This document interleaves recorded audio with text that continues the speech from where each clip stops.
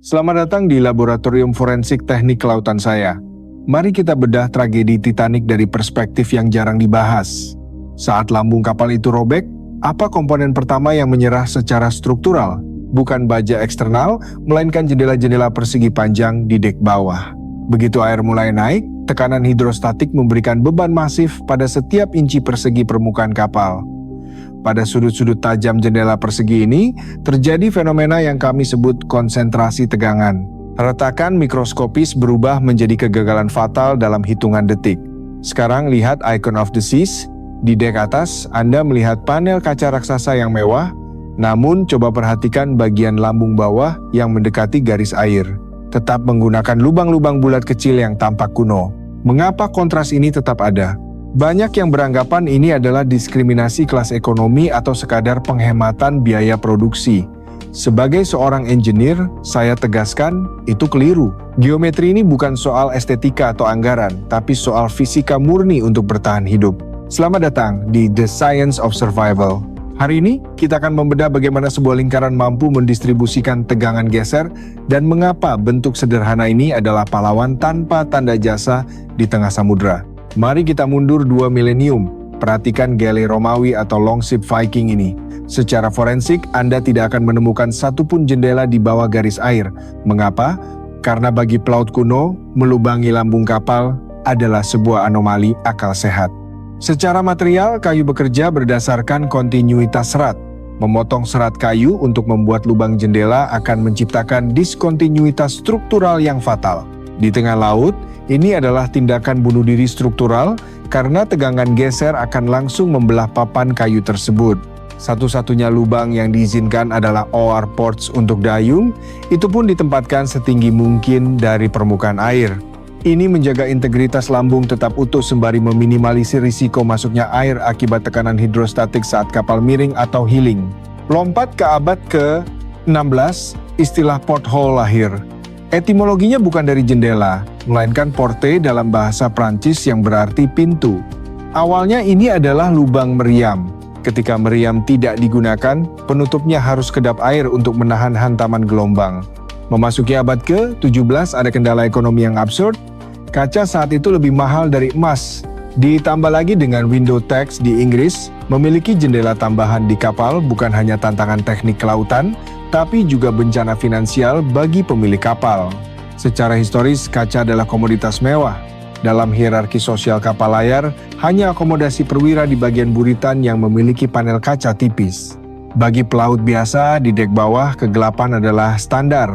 Kaca bukan sekedar jendela, ia adalah simbol status yang sangat rapuh terhadap hantaman ombak. Revolusi industri di abad ke-19 mengubah segalanya.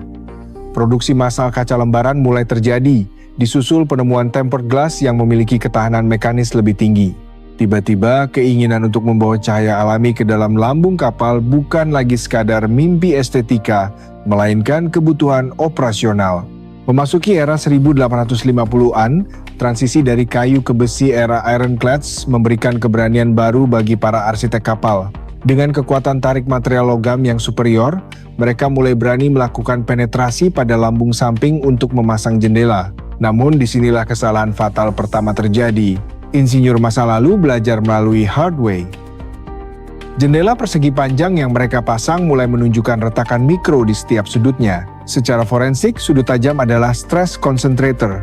Tegangan geser terakumulasi di titik-titik tersebut, menciptakan titik lemah yang memicu kegagalan struktural saat kapal dihantam tekanan hidrostatik ekstrim.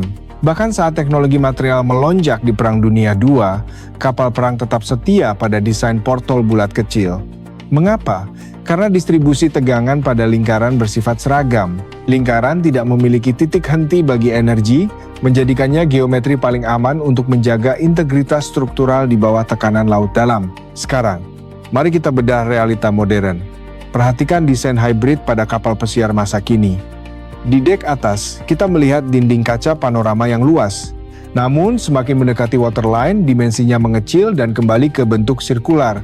Ini bukan soal estetika, ini adalah manajemen risiko teknik. Dalam analisis forensik struktur, ada 3 variabel krusial yang menentukan apakah sebuah jendela akan bertahan atau gagal.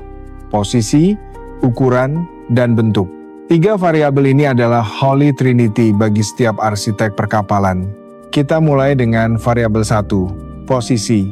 Di sini berlaku hukum tekanan hidrostatik P sama dengan rho GH. Semakin dalam posisi jendela dari permukaan laut, semakin besar beban hidrostatik yang menekan material secara konstan. Analogi sederhananya, ingat rasa sakit di telinga saat kalian menyelam ke dasar kolam renang? Itu adalah tekanan yang berbanding lurus dengan kedalaman. Jendela kapal di bagian bawah mengalami tekanan yang jauh lebih ekstrim daripada jendela di dek observasi. Lalu ada zona freeboard atau lambung timbul. Ini adalah area paling krusial yang menerima hantaman dinamis ombak setinggi 20 meter. Di zona inilah tegangan geser mencapai puncaknya dan bentuk bulat menjadi satu-satunya pertahanan agar lambung tidak retak. Mari kita bicara angka. Di dek bawah, struktur harus menahan beban sekitar 5 hingga 10 ton per meter persegi. Secara visual, bayangkan 2 unit mobil SUV bertumpu tepat di atas satu jendela kecil Anda.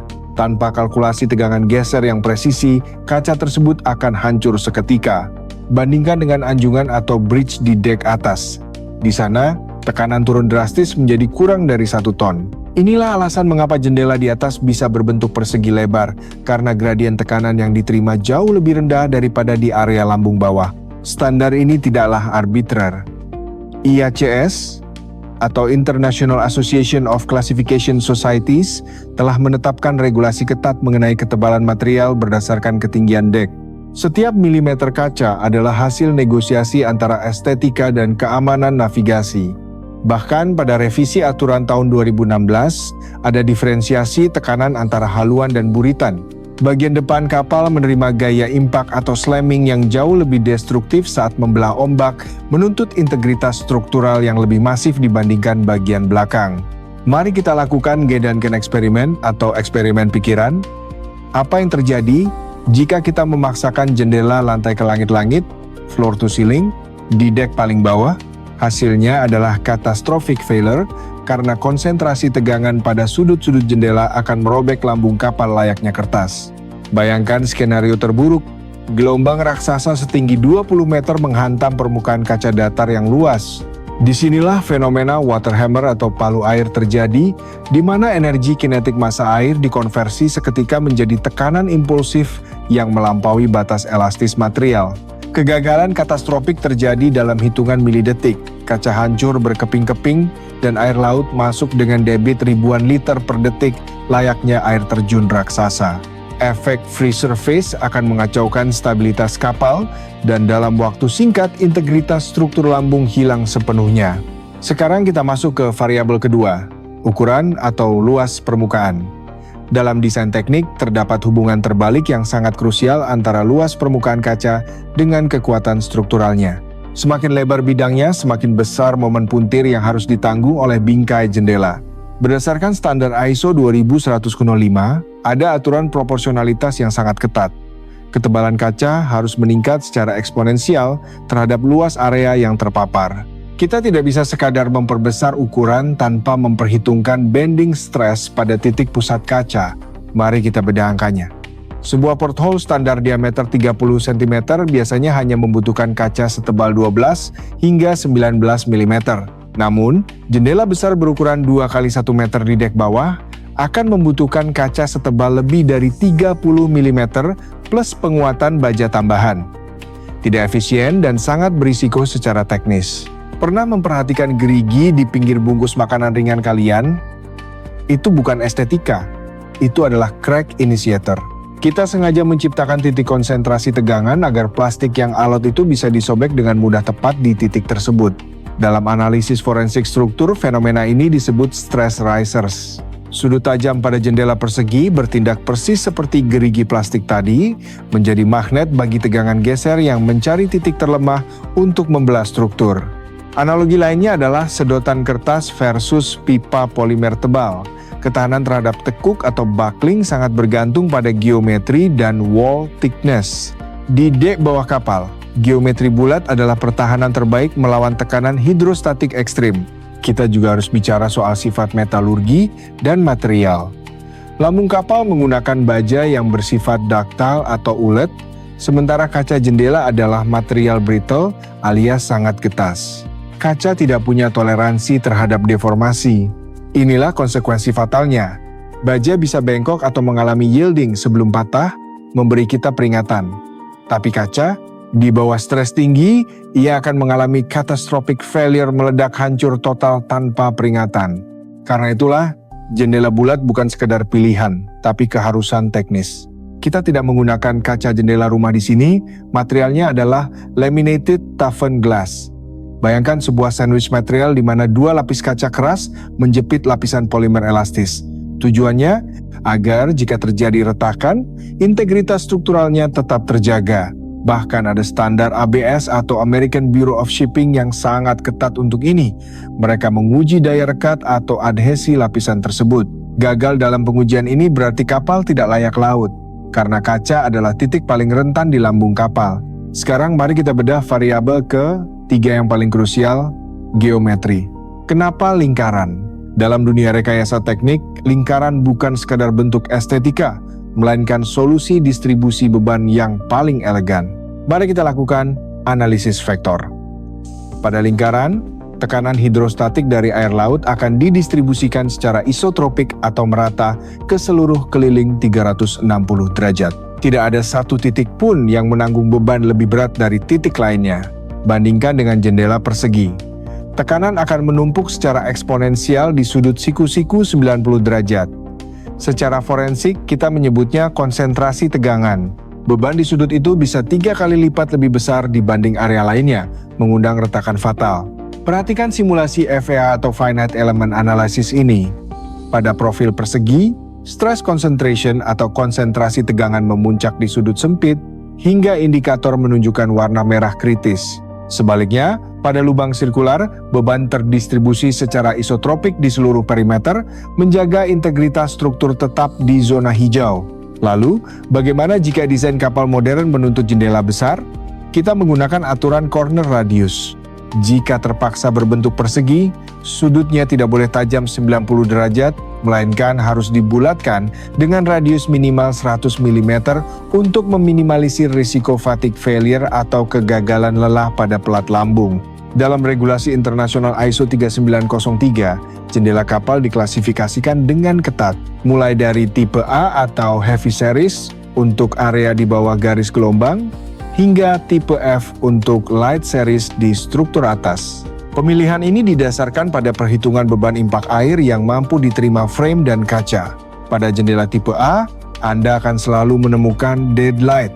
Ini bukan sekadar penutup, melainkan plat logam solid brengsel yang berfungsi sebagai benteng terakhir. Jika kaca pecah akibat hantaman benda asing di tengah badai, deadlight adalah satu-satunya penghalang agar tekanan hidrostatik tidak menenggelamkan kapal.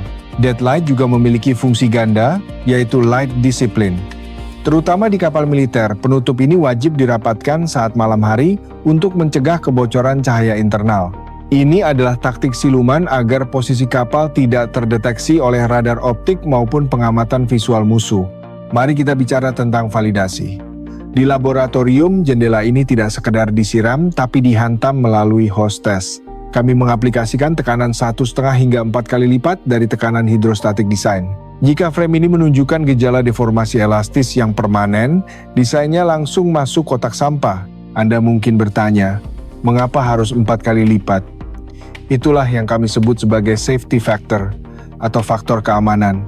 Insinyur tidak pernah merancang sesuatu secara pas-pasan. Kami melebihkan spesifikasi untuk mengompensasi kelelahan material dan anomali beban kejut saat kapal dihantam gelombang pecah di samudera lepas. Standarnya sangat rigid. Dalam uji kekedapan, jika kebocoran melampaui angka 1 liter per menit, itu dianggap sebagai major failure atau gagal total.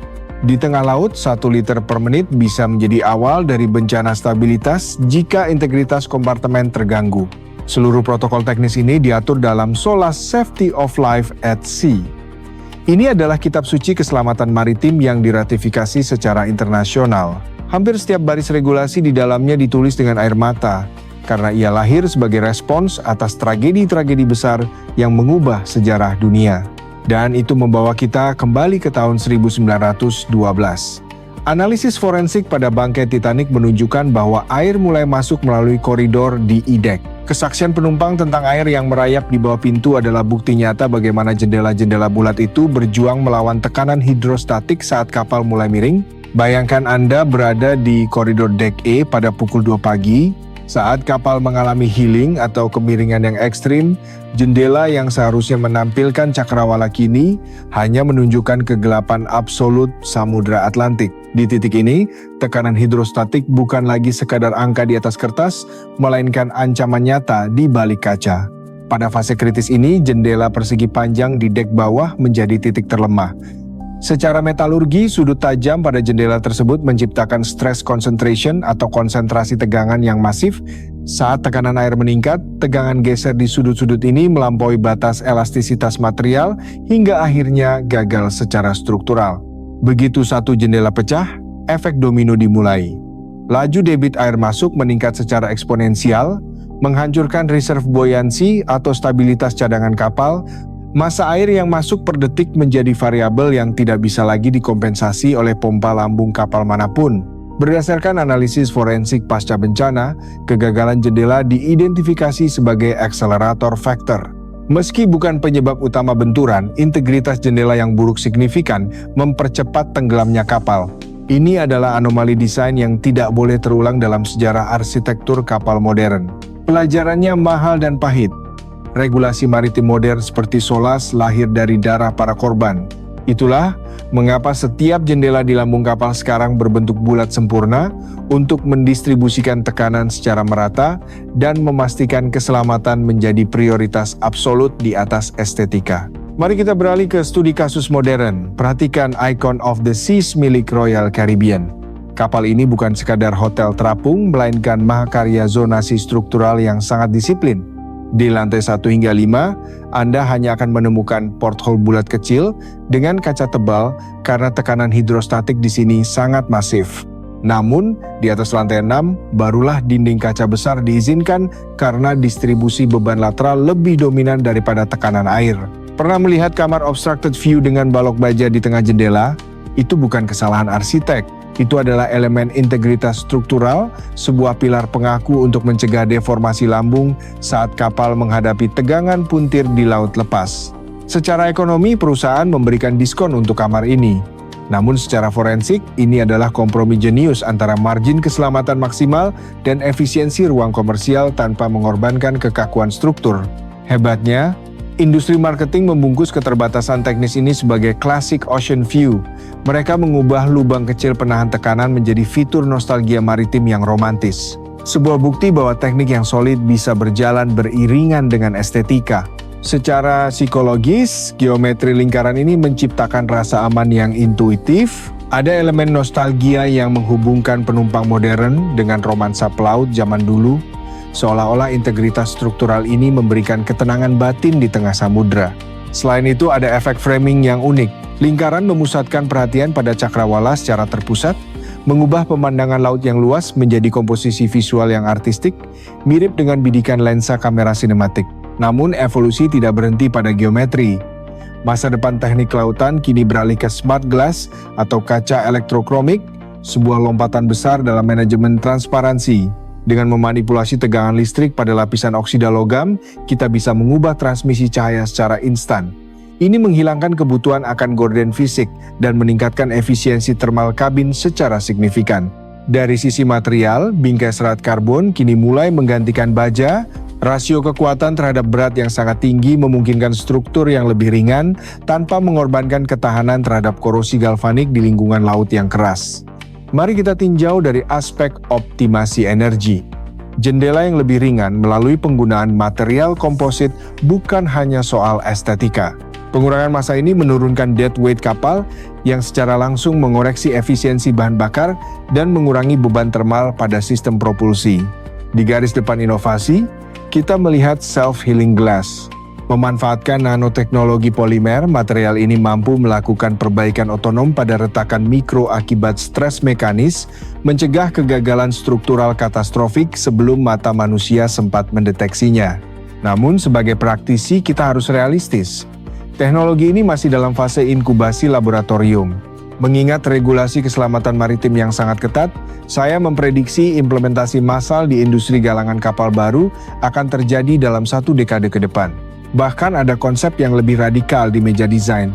Kapal tanpa jendela fisik sama sekali. Tanpa lubang pada lambung, kita mencapai integritas monokok yang sempurna, mengeliminasi titik konsentrasi tegangan geser secara total dari struktur kapal. Solusinya, virtual windows. Mengintegrasikan panel 8K dengan sistem kamera 360 derajat eksterior. Ini adalah konvergensi antara keamanan struktural absolut dan kenyamanan visual. Bentuk bulat mungkin akan menjadi sejarah, digantikan oleh integritas tanpa batas. Secara teoretis, kapal tanpa jendela adalah holy grail bagi arsitek kapal. Dengan meniadakan lubang, kita menghapus diskontinuitas struktural secara total. Hasilnya, integritas lambung mencapai 100%, meminimalisir risiko kegagalan material akibat kelelahan logam di sekitar area bukaan. Virtual window bukan sekadar layar. Kita bicara tentang integrasi sensor optik eksternal yang menawarkan mode sonar bawah air, pemetaan rasi bintang untuk navigasi manual, hingga hamparan augmented reality yang menampilkan data tekanan hidrostatik secara real-time. Namun, mari kita bedah secara forensik aspek kerentanannya. Sistem ini bergantung sepenuhnya pada catu daya. Bayangkan skenario total blackout di tengah badai. Saat listrik mati, jendela Anda bukan lagi gerbang dunia luar, melainkan hanya dinding hitam yang bisu. Jangan lupakan faktor manusia atau human element. Secara psikologis, isolasi total dari cahaya alami dapat memicu klaustrofobia dan gangguan ritme sirkadian. Pelaut butuh koneksi visual fisik dengan cakrawala untuk menjaga stabilitas mental selama ekspedisi panjang. Kesimpulan saya, teknologi digital adalah pelengkap bukan pengganti. Jendela bulat atau porthole fisik akan tetap menjadi pilar redundansi sistem yang tak tergantikan. Dalam keselamatan maritim, kepastian mekanis adalah fail-safe terakhir yang menyelamatkan nyawa. Mari kita lakukan rekapitulasi forensik. Alasan pertama adalah tekanan hidrostatik ekstrim. Pada kedalaman di bawah garis air, setiap sentimeter persegi lambung kapal harus mampu menahan beban massa air yang masif tanpa mengalami deformasi struktural sedikit pun. Kedua, distribusi tegangan melalui geometri lingkaran. Dalam analisis kekuatan material, sudut tajam adalah titik lemah tempat konsentrasi tegangan geser bermula. Bentuk bulat meniadakan titik fokus tersebut, menyebarkan energi secara merata ke seluruh perimeter. Ketiga, regulasi keselamatan internasional. Standar teknis maritim tidak memberikan ruang untuk kompromi. Desain ini telah dipatenkan dalam sejarah keselamatan pelayaran sebagai standar wajib untuk mencegah kegagalan katastrofik di laut lepas. Jadi, pahamilah bahwa porthole bulat bukan sekadar pilihan estetika retro. Ini adalah manifestasi nyata dari rekayasa teknik yang presisi, dirancang khusus demi menjaga integritas kapal, dan yang paling utama, nyawa Anda di atas sana. Saat Anda naik kapal berikutnya, luangkan waktu sejenak untuk mengamati jendela bulat tersebut dengan perspektif baru. Sains ada di setiap lekukan baja. Saya Raka Pratama, salam analisis.